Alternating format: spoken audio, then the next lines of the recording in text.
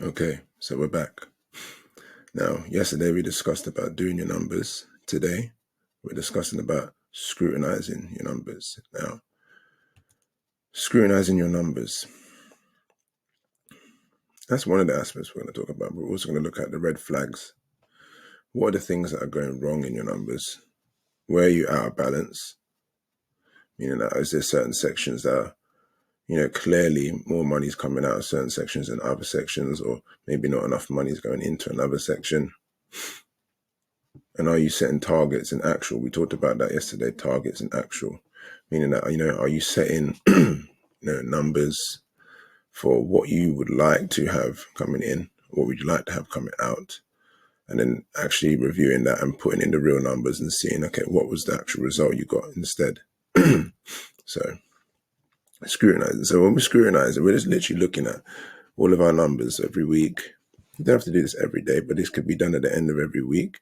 You just go through those numbers and you actually have a look. Rather than just putting in the numbers, you're actually looking to see what are the numbers saying.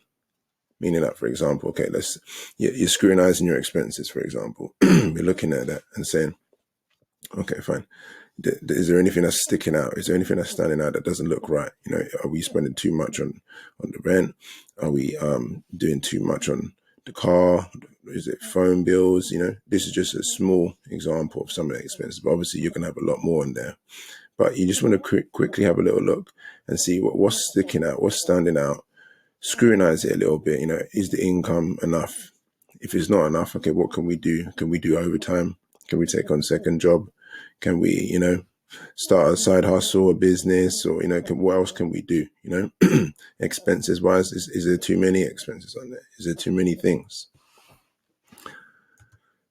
With the red flags now, for example, if we find that we're looking at our numbers and we see that the rent is, or the mortgage, if you've got a home that you purchased, the rent or the mortgage, is it too high, compared to other areas and other properties in the area? Like, could you downgrade to a more affordable place? The car, same thing. Are you overpaying on cars? Are you is your phone bill too much? Is it too high? Could you downgrade the phone? Could you change phone? Just looking out for red flags. And what you want to do is you want to kind of highlight that in your numbers. You can just bold it, or you can change the color of it, but just highlight the things that look like red flags in your numbers. Then out of balance. Now, the whole point of the totals is just so you can see in a quick nutshell, how much money is coming in or out in certain sections without having to go through all the numbers. So if you just quickly glance at, your expenses and quickly glance at your income, you can see, okay, fine. Is it expenses? Am I spending way too much compared to the amount of income that's coming in? Or am I spending less than I earn, which is good? Or is it about even? Then the targets in the actual. Targets in actual can be done like this. Is the simplest way to do it. You literally just put your, the target that you want to get first.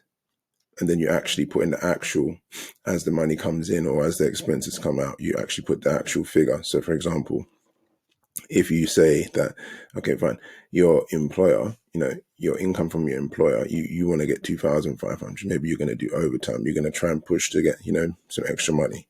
So you put 2,500.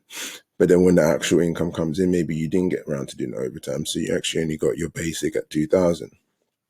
So then you'd put 2,500 as your target initially, and then you got 2,000 as your actual.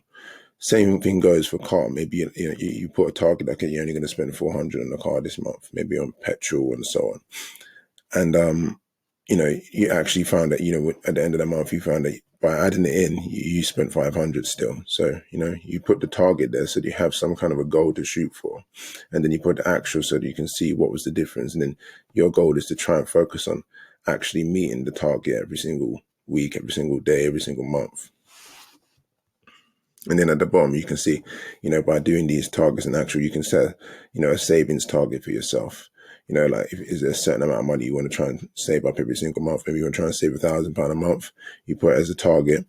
And then at the end of every month, you'll see that, okay, fine. Maybe you only stacked 450 instead of 1,050 that you wanted to. So your goal is to then slowly move towards actually saving 1,000.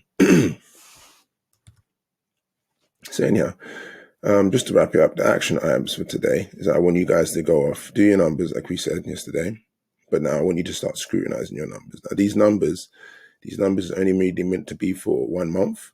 So, you do all these numbers for 1 month, 4 weeks, and then you create a new one again for the following month. But I want you to start scrutinizing your numbers once a week. So meaning that you're doing your numbers every single day, you're inputting all the different details, but you're scrutinizing all your numbers once a week. So once a week, you're looking at it and you're just reviewing it and just checking to see, okay, fine, where am I going wrong?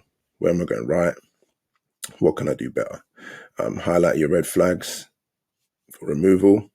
And then I want you to then go highlight all your the balance sections, highlight all of your out of balance sections, and then I want you to set targets for each section too. Yeah, okay, so that's all I want you to get done for today. And as usual, like, subscribe, and share.